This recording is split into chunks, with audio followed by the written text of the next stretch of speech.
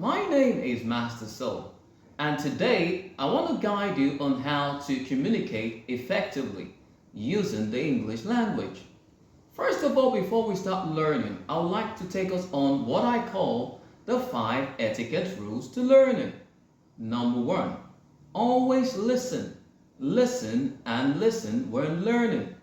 Number 2, you need to avoid distractions and pay attention in order to have retention when learning. Number 3, you need to stay focused and have 100% concentration.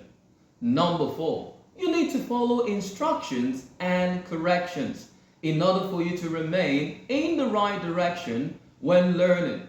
And finally, above all, number 5, you need to ask questions, seek clarity, avoid assumptions, learn to speak your mind because no one knows everything but God Himself.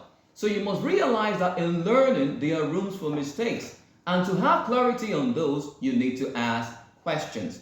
Now, coming back to effective communication in English, first of all, we need to understand that English is divided into two. We have the skills of oracy on one side, and we have the skills of literacy on the other side. How do we mean by the skills of oracy? On the skills of oracy, you need to learn how to listen and how to speak.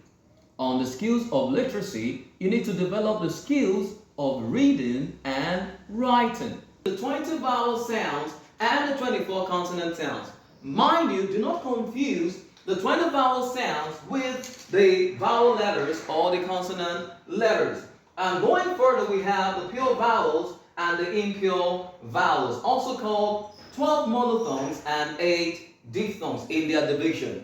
And further dividing the monophones, we have the 7 short vowels and the 5 long vowels. And obviously on the consonant side, we have the 15 voiced consonants and the 9 voiceless consonants. In order for us to have a good communication in English, we need to understand what the streets stand for. So we will continue from here as we go on. So like I was saying, for you to become a good communicator in English, you must understand pronunciation skills. For you to understand pronunciation skills, you need to understand what stress is all about, what stress rules are, what syllables are, what intonation is, what are rhymes, what are stress patterns, and finally you need to understand emphatic stress. One of the things I need you to know today is whatever we write in English is not what we pronounce. Take note, what we write is not what we pronounce.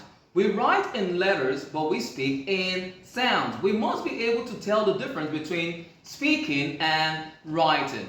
Let's come to some inflections, and that would help us understand some of the pronunciations and some rules. Now let's look at some noun inflections. Okay, let's look at some nouns. Now the plurals of nouns, like we already know, would give us nouns that take S, nouns that take ES, nouns that take IES, nouns that take VES, and some nouns that do not obey the first 4 rules. But for example, let's look at the board. Now, the voiceless consonants come before the S. They will give you the S plural form. And each time you have the voice consonant come before the S, they give you the Z plural. And finally, when you add the ES, come before just the plural sound, you have the ES sound. One other thing I'd like to talk to us about today is looking at the regular verbs. When we add ed to the past tense of verbs, remember, regular verbs are the verbs that take their past tense with the form adding ed to it. So let's look at the first one. We have the d, we have t, and we have ed. It's also concerning the consonant use of sounds. Now look at this word, begged. Begged. What do we have there? We have a voiced consonant. Look at the one below, prepared. Prepared. We have the voiced consonant.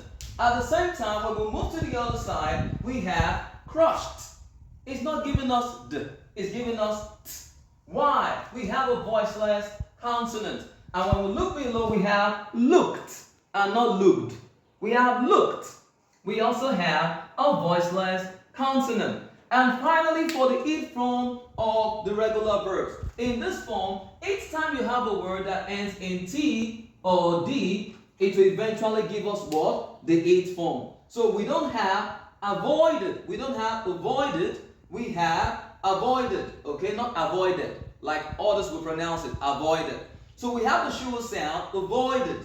And the same thing we have here, provided. Provided and not provided. So this is where I'm going to end my teaching today. Thank you once again.